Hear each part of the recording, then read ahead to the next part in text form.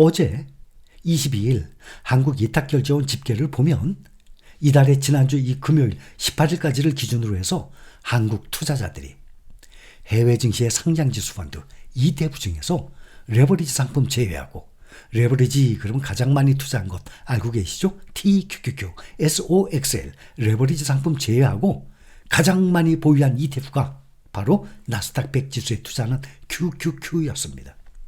우리 돈으로 한 2조 9천억, 3조 가까이 돼요. 21억 2,958만 달러. 그 다음 두 번째가 S&P 500 SPY 15억 5,560만 달러, 약 2조 1,500억. 그러니 TQQQ, SOXL 이거 빼고 나스닥 100 QQQ가 약 2조 9천억, S&P 500 SPY가 2조 1,500억. 이렇게 1등, 2등이에요.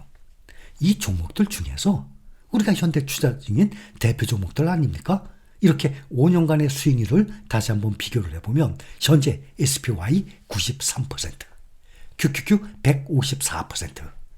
다 5년 꽉 채운 거죠. 타이거 S&P 500은 내년 8월이 5년이에요.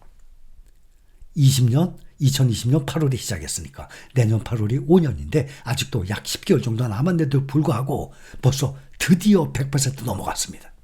101%. 벌써 2배 수익이죠. 드디어 주가도 2만 원이 넘었어요. 어제 마감한 가격 2만 110원. S&P 500 투자 중이신 분들 꾸준히 투자니까 이렇게 나오잖아요.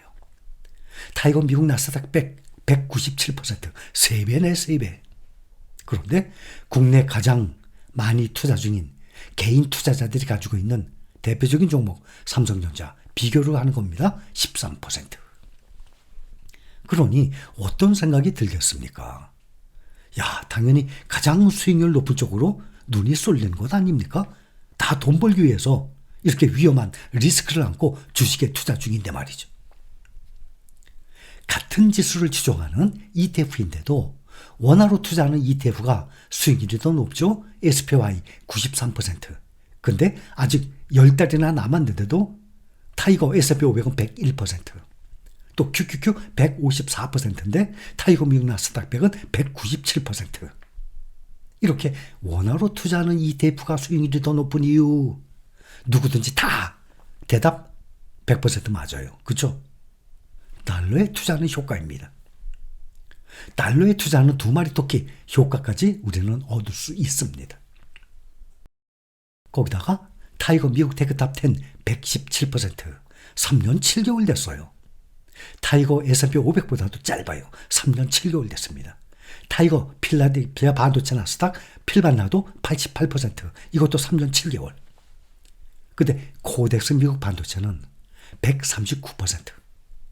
필라델피아 반도체보다 3개월 후에 상장했어요. 21년 6월 30일. 그러니까 3년 4개월째인데 139%예요. 5년이 훨씬 안 됐어요. 또 5년이 다 되죠. 달러로 투자는 SOXS 206%, SMH 296%. 제가 반도체 지수를 설명을 할 때 보면 구글에 구명에 가서 보면 반도체 지수에 대해서 연중 1년, 5년 이게 나오지 않기 때문에 가장 반도체 지수에 가까운 SOXS를 기준으로 말씀을 드렸던 것입니다. 항상. 근데 수익률을 보면 코덱스 미국 반도체가 타이거 필반나보다 높듯이 SMH가 SOXX보다 훨씬 높은 것을 우리는 지금 다 확인하고 있습니다. 이 종목들에 5년 평균 투자한다 그러면 183% 나와요. 2배면 100%죠. 3배 가까운 수익률이 나와요. 183%. 그런데도 우울한 마음으로, 불안한 마음으로 투자를 합니까? 당연히 긍정적인 마음으로 투자를 해야죠. 지금 현재 우리 찐 힐링 가족 여러분들은 정상적으로 분산 투자 잘 실행 중이고, 우리의 주 투자처가 세계 1등 시장이고, 또 마이너스한 사람은 거의 없어요. 다 플러스 있는 사람들의 모임입니다. 우리나라의 개인 투자자들이 5년 동안 투자 보유를 했는데 투자금이 5년 만에 2배로 불어나? 없어요. 그런 사람들이. 이럴 놀라울 정도의 수익률인데 지금 이건 분산 투자했다 그러면 3배에 가까운 수익률이에요. 국내 개인 투자자들의 주식 투자 수익률 상위 1% 내에 들어가는 사람들이에요. 우리 힐링 가족 여러분 모두 주식 투자 수익률이 상위 1% 내에 들어가는 사람들이에요. 그런데 만약에 중국 차이나 전기차나 국내 2차 전지나 삼성전자에 함께 우리가 투자 중인 미국 주식과 지금 말씀드린 이런 종목들 함께 분산 투자하신 분들 계세요. 그래도 플러스죠. 근데 마이너스 나간 사람들은 어떤 사람들인가? 삼성전자나 국내 2차 전지나 차이나 전기차나 이런 종목에 거의 많은 비중을 두거나 몰빵을 했기 때문에 마이너스가 난 거예요. 항상 말씀을 드리듯이 주가는 항상 오르내리니까 주가가 급락을 하더라도 다시 원점으로 돌아온 후 더 높이 올라간다는 믿음, 확신 이걸 가지고 시간에 투자한다면 우리 모두 주식 투자로 노후 대비 끝납니다. 끝낼 수 있어요. 우리의 노후 생활비는 매달 필요한 만큼의 주식을 매도해서 생활비로 사용하면 될 것입니다. 그런데 가끔 이렇게 계속 주식을 매도하게 되면 나중에 주식이 모두 없어지는 것이 아닌가 라고 생각을 하시는 분들이 계실 겁니다. 자, 생각해 봅시다. 주식의 수량이 문제가 아니라 총 투자 금액이 더 중요한 거예요. 예를 들어서 한 주에 10만 원짜리 주식. 그런데 한 달에 생활비가 300만 원이 필요해. 그러면 몇 주를 팔아야 되죠? 30주 팔아야 되죠? 10만 원짜리 10주면 100만 원 30주 팔아야 돼요. 근데 이것이 몇 년 지나서 5배 늘었어. 50만 원. 5배가 올랐다면 300만 원 필요해요. 50만 원? 6주 매도하면 되겠네요. 점점 주가가 오르기 때문에 매도하는 수량이 점점 줄어듭니다. 그런데 금액은 변함이 없어요. 대신 수량이 줄어드는 반면에 대신 한 주당의 가격이 점점 오르니까. 그런데 주가가 그렇게 올라가게 되면 미국의 주식들은 국내 주식도 마찬가지지만 특히 미국의 주식들은 어김없이 주식을 분할을 합니다. 그렇게 되면 주식이 5배, 10배로 다시 불어나게 됩니다. 그러니까 2배로 주식을 분할하는 경우는 거의 없어요.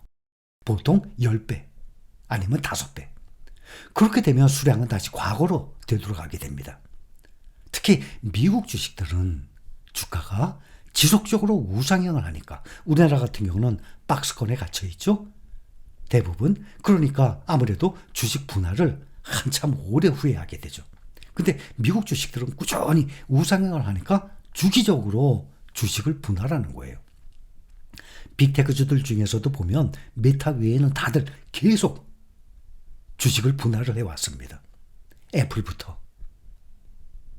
얼마 전에 엔비디아도 10대 1로 분할했어요. 알고 계시죠? 또 이번에 브로드컴도 슈퍼마이크로 컴퓨터도 다 10대 1로 분할을 했으니까 주식의 수량이 10배로 확 늘어나요. 그러니 수량을 보지 말고 전체 투자 금액을 보면 됩니다. 일단 많으면 다다익선 많을수록 좋죠. 일단 최소한으로 총 투자금이 3억은 가장 베이스예요. 3억은 넘어야 그나마 안심해요. 안심 5억은 돼야 안심이 들어가겠죠. 과거 10년 동안의 연평균 수익률을 보면 S&P 500이 12%, 나스닥이 19%, 필라델피아 반도체가 25%의 상승을 해왔습니다. 그런데 항상 제가 분산 투자 강조하죠. 몰빵하지 마세요. 지나고 나면 엔비디아 가장 많이 올랐으니까 야, 내가 투자금을 전체 엔비디아에 투자했다면 누구든지 그렇게 생각해요. 그건 지나고 난 다음에 결과가 나왔으니까 그러는 거지. 그러나 정말 오르지도 않은 종목에 몰빵을 했다면 어떻게 되겠습니까? 한치 앞을 알 수 없기 때문에 안전하게 분산 투자를 하는 것입니다. 분산 투자하는 이유가 그거예요. 어느 종목이 오르고 어느 종목이 떨어질지 모르기 때문에.